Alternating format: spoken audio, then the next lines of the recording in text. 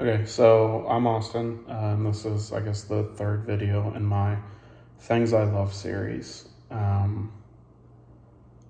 Unlike the first two videos where, it was just one video covered the entirety of a single work, this video is going to be the first of many to cover just one book, and that book would be, Infinite Jest, which you can see both in my hand and behind me. The reason why I have two copies is because I've read this book all the way through 5 times now. This was the same copy that I read, and sort of by the end of that one, in many ways, it was sort of falling apart, and the glue was, coming undone in a lot of locations. So I had read it through so many times that this copy, it felt like if I did it one more time, it would fall apart. And so I got that copy, and today I started my 6th read through of it.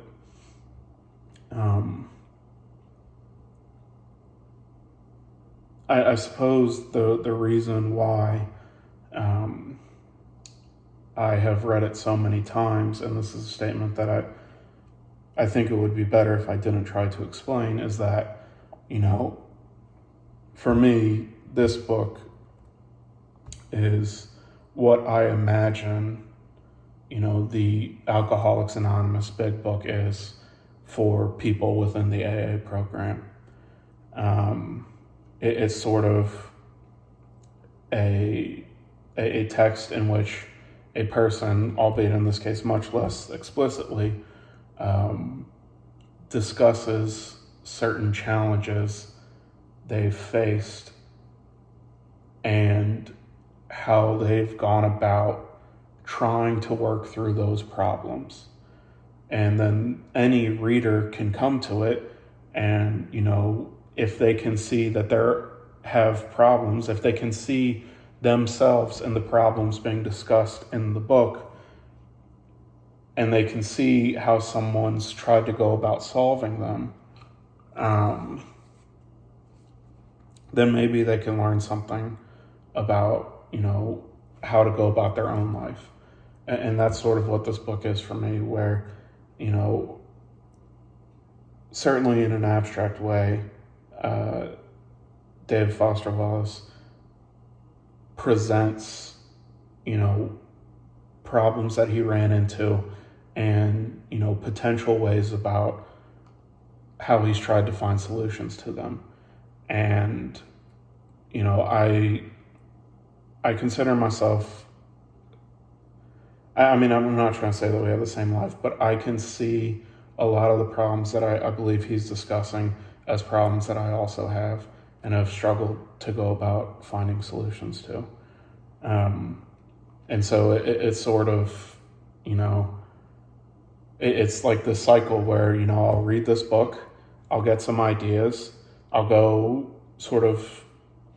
change the way that I behave a little bit based off the new ways that I think about things once I've read the book. And then once I've, spent a year sort of working through all that, if I come back, like I said, a year later and reread it, now in combination with all of the things, all of the changes and behaviors that I just had, when I read it again, it's like, oh, there's now a whole new way of thinking about this.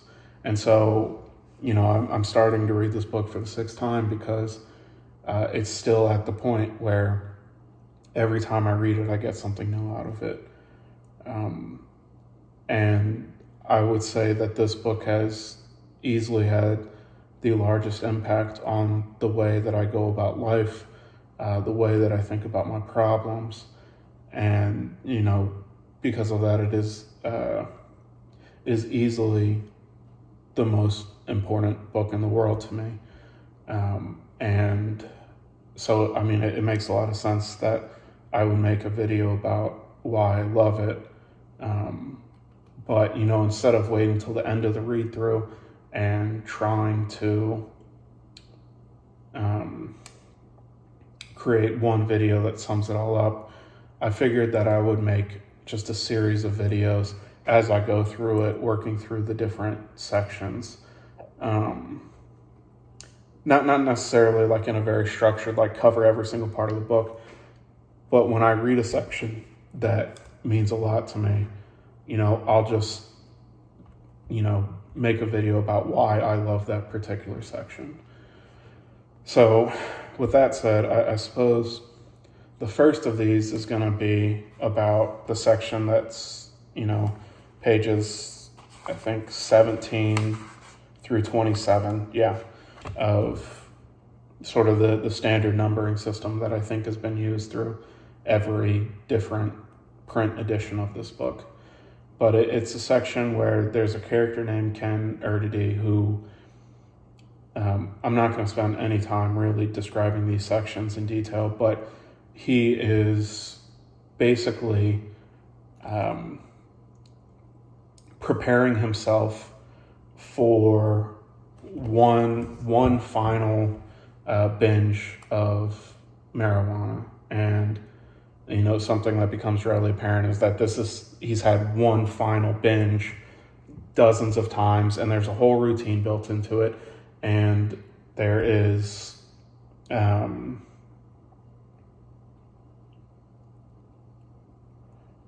there's like this whole complicated interpersonal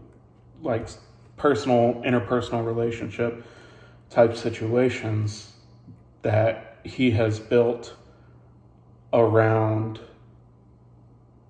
trying to have these one final binges, to the point where, it seems pretty clearly like it's just weed has dominated his life, not necessarily in how he is high too much of the time. That's not necessarily true, but in the sense that he is, constantly building his life around these one final binges. And, what I love about this section is that it really begins to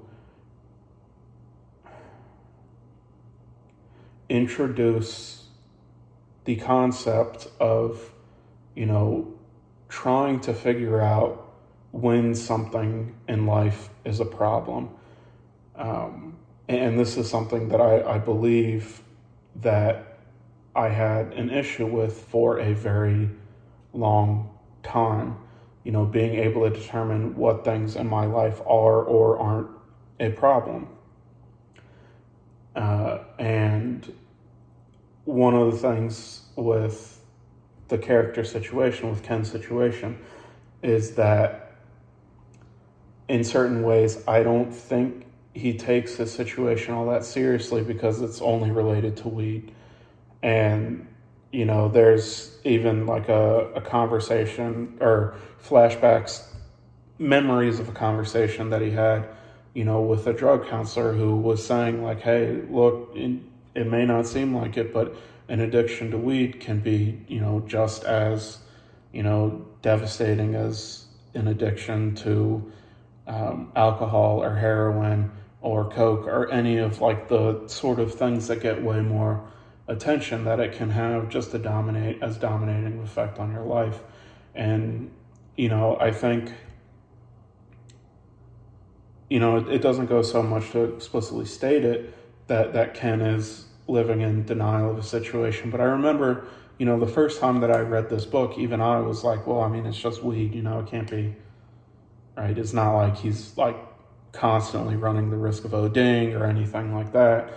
How bad can it really be? And that sort of that ability to dismiss one's own problems. That's what I think, in spite of all evidence to the contrary. I think this is something that comes up over and over throughout this book, but I think it's what this section really captures, because, it's 10 pages, which in all fairness, 10 pages of this book is probably like 30 in most others because of the way the print is very dense and everything. But it's very, very long sentences and very, very long paragraphs of this guy just essentially going out of his mind, trying to figure out when the person that's supposed to bring his weed is going to show up. And he goes through this cycle of just losing his mind, trying to make sure this is, his final binge is going to work. And I suppose, what I've had to learn is to view my situation not in terms of comparisons to other people, because that's how it becomes very easy to dismiss any problems, right? Just in the same way that, a character like Ken could be like, it's only weed. And just think through the question of, well, do I have a problem with this in terms of, am I okay with the way it's affecting my life? And if I stop thinking about problems like this one in terms of like, well, it's just weed, other people are doing way worse things, there's way more dangers in all these other drugs, and simply start thinking in terms of, how is it affecting his life? Then it becomes obviously clear that, the way that he goes about smoking weed is having a tremendously negative impact on his life. Even if, like any individual instance of him being high isn't all that terrible, even if he hasn't hit a traditional rock bottom, even if he hasn't almost OD'd, even if he hasn't, there's sort of many terrible stories that surrounding addiction that, he brushes nowhere near. But in the question, and if you look at it just in those terms, it's like, maybe he doesn't have a problem. But in the question of, is it affecting his life in an acceptable way? Then I would say if you have to go about structuring your life consistently around the way that you use a substance, and if you live in this sort of absolute, desperate need of making sure everything goes right and making sure that, people aren't viewing you incorrectly or anything like that. So like you can engage in the drug use while also controlling every single person's perception about what that might mean.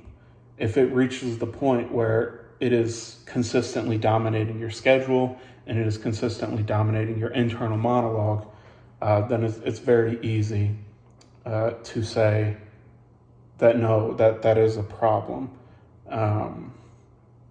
And to not just be able to write it off in terms of like, there's just so many worse things out there. And I think, this is a very important step in sort of starting to, change the decisions that you make, is to really give yourself no excuses in acknowledging your problems, or not giving yourself the avenues to deny or dismiss your problems by viewing yourself in terms of, what it's like for other people. To cut this avenue off for yourself, to cut off the ability to dismiss your problems and simply view it intrinsically. Am I okay with the way it affects my life? This is something that I had to learn how to do that has, truly helped me identify certain things that were incredibly major problems in my life that I really wanted to pretend like they weren't. And, sort of in the theme of Infinite Jest and what this book means to me, this is one of the things that I love about it, is it just has these situations or through a character,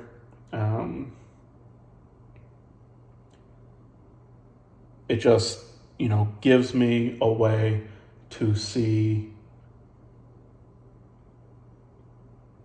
the issues that I have in my life and the way that I interface with them, and how one of those ways is to just pretend like they aren't there.